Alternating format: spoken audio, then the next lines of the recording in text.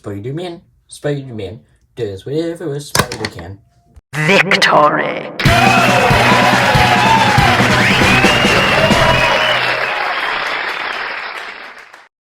This might be one of the best Spider-Man action figures I own, and he's a bootleg.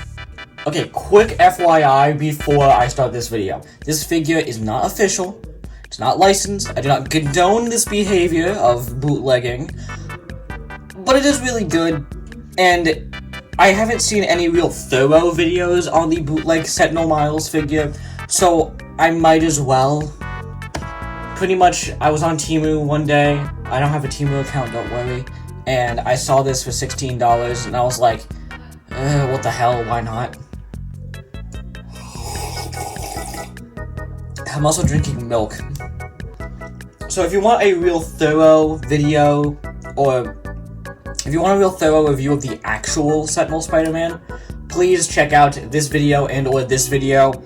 The Spider Criminal one is much more comedic, and it also is a review of the Peter B. Parker Sentinel figure, and the Jax Collectibles is a lot more informative and just straight to the point. So without further ado, we're just gonna talk about this guy.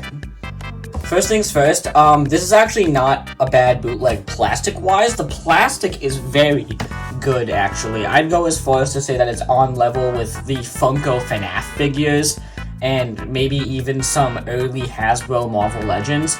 And hell, I'd say that he feels better than some modern Marvel Legends. Like he's very solid. There's not any loose joints I feel the need to point out, and the plastic and paint are really good. Outside of this little smudge here on the eye, that's unfortunate. But outside of that, I think he looks and feels very solid. Onto the torso, we have, if I can focus, that'd be nice. Onto the torso, we have the spray painted spider emblem that looks very nice.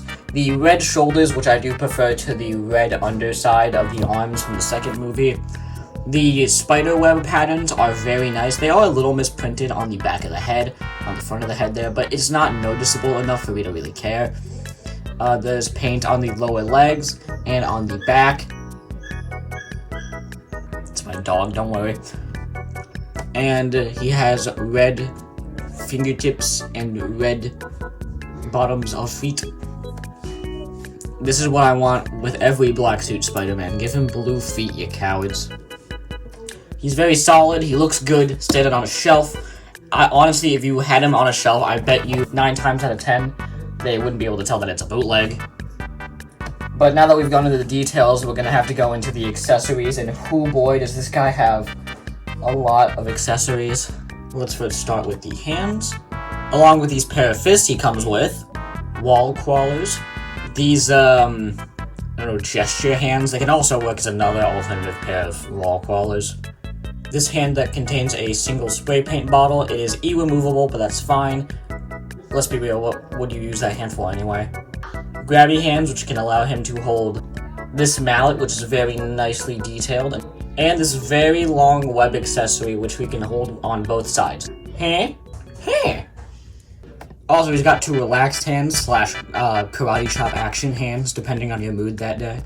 He also comes with this hand, which at first might just look like another relaxed hand, but is actually designed to hold this cell phone. Very nice. He also comes with a pair of thwippers, which are permanently attached to the webs, which I don't like it. Some, like Jax Collectibles, might say that it's actually good because it just cuts out the middleman, but what if you just want him to have the pose of him just pointing the webs without actually shooting them? You can't really do that with this figure, even with the official one, because they're just permanently glued in there. One more accessory before we switch into some of his bigger stuff. He does come with a pair of headphones, which do fit onto his head. I know I said one more accessory before this big stuff, but I lied, because he also comes with this alternate head, which could mean a lot of different things. He could either be confused or cocky, or I don't care, this is a good head sculpt. He also comes with this unmasked head, which looks kind of silly, because this is definitely more bootleggy looking than all the other accessories. Now on to the real crazy stuff.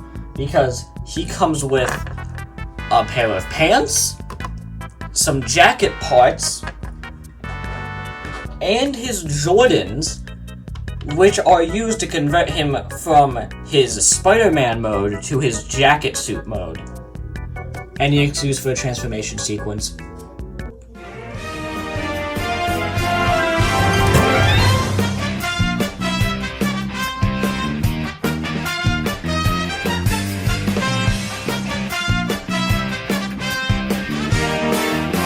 Oh no, what happened?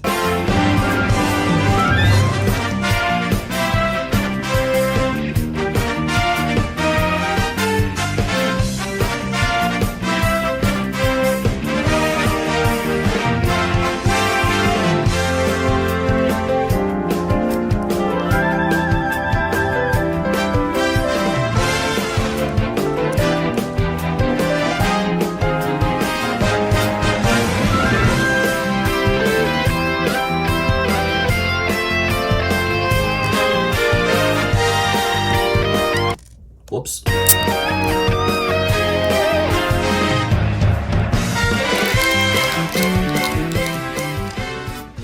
Now he's in the What's Up Danger outfit. And I think this looks pretty cool. I know I haven't done the articulation segment yet, but when I do, it's going to be in the other suit. So I'm just going to point out that there is a extra rotation here. That is all. I think this actually looks pretty darn swell. It looks really good. It fits on the figure very well. I know a lot of people don't like that the jacket's kind of swooping back. They think it looks unnatural and doesn't let them put the arms down all the way. But I actually don't mind that. It kind of looks like he's just wearing a poofy jacket. And I don't know if you know this, but when you wear a poofy jacket, your arms kind of spread out a little bit. So I think he looks just fine. Be careful with this hood. It likes to pop off. Not as bad as the other one, though. The other one, yes, he does have another hood, which pegs into the back. I think in some of the poses it's supposed to look like he's wearing the hood, but I think it's really just for the What's Up Danger upside down pose, because the hood was down during that. But honestly, it's kind of crappy, don't even bother. He comes with both tied and untied laces. I like the option, they're very fun, but also the untied laces, how they're sculpted, they kind of brush against the ground, they push up a lot, so it kind of destabilizes the figure a little bit. So I'm just not gonna bother. He also comes with this very robotic looking base. I think this is because Sentinel mostly does robot stuff, which you can plug into any of the four corners.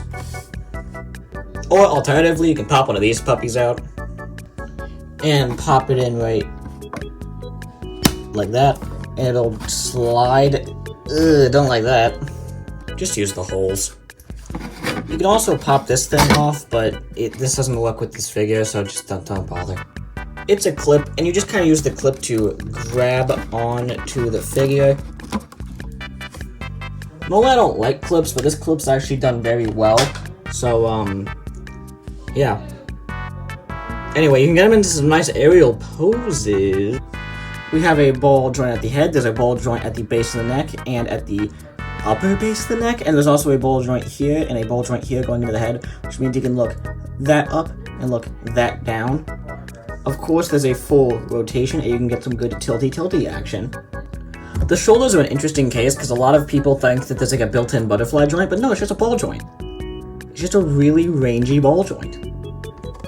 So that means you can get a full rotation, they can go out that far, they can go in that far, and you get a backwards butterfly and a forwards butterfly that's actually pretty darn crazy. There's a rotation at the bicep, which you can do a full 360, double bend at the elbow. You can do rotations here and here, but I wouldn't risk it, it could stress the plastic. Weirdly, just a rotation at the wrist, but this figure is so small that I don't blame them. He's got a ball joint here, a ball joint here, a ball joint here, and a ball joint here, which means you can get a lot of good rotation action. Oh no! His back can arc about that much, and he can do a ab crunch about that much. He can kick that far and go back that far, and he can do the splits. No rotation at the hip, but did you really need it? Double bend at the knee, which means you can go very deep. No toe articulation like the original, but he can go down and up, rotation, and you get a pretty good pivot. And all of that is the same with the other outfit. Now, this is probably the most posable figure I reviewed. Maybe not the most posable figure that I own. I do have other figures that probably have more posability than this, but the articulation and by proxy the posability, including the accessories, is near limitless. You can do a lot of stuff with this guy. As soon as he showed up in the mail, I was so excited I started jumping around like a little kid, and also, I just couldn't stop taking pictures of this guy for about an hour, which I'll show off at the end of this video. But my lord, is the posability very good. Now, I am not giving any of the credit for this figure to the bootleggers. The bootleggers are the scum of the earth, and even though I got this figure and I am happy with it, and overall I would say that it's probably good if you can't afford the original, or you can't find the original, it's a good substitute. I would not want to give any credit to the people who made this. They did not work, they did not design this figure. They simply took it and they re-released it for a cheaper price with slightly lower quality. But outside of that, I will fully say that this is a good figure, and if you can't afford the original, I would recommend it. But before we go into my actual final thoughts, I have to do the size comparison. Here he is next to Spider-Man 2099, the Spot, Steve, SS86 Optimus Prime, and an AIM guy.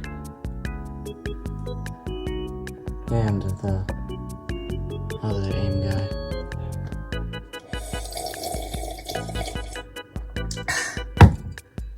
Yeah, this figure's good. It's pretty good. I have pretty much done nothing but compliment this figure this entire video, and can you really blame me? It's really good. Now, I don't want to give any of the credit to the guy who bootlegged this. This is not that guy's creation. He just simply yoinked and twisted it, and I ended up buying it. Would I recommend the bootleg? Yeah, if you can't afford and or find the original, yeah, this is a perfectly fine substitute.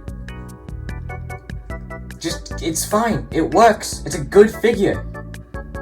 But I'm not blind to the shortcomings of the fact that it's a bootleg. The bootleg is probably not as solid as the original. It probably doesn't have as nice plastic as the original. But this still is a perfectly fine, serviceable figure that I would say is on par with the average Marvel Legends. The posability, the accessories, everything with this figure is fantastic, and I would definitely recommend this and or the original. But please, if you are in the financial situation to buy the original, please just buy the original. It's re-releasing. You can pre-order it on Big Bad Toy Store. Come on. Anyway, yeah, this figure is good. Picture time.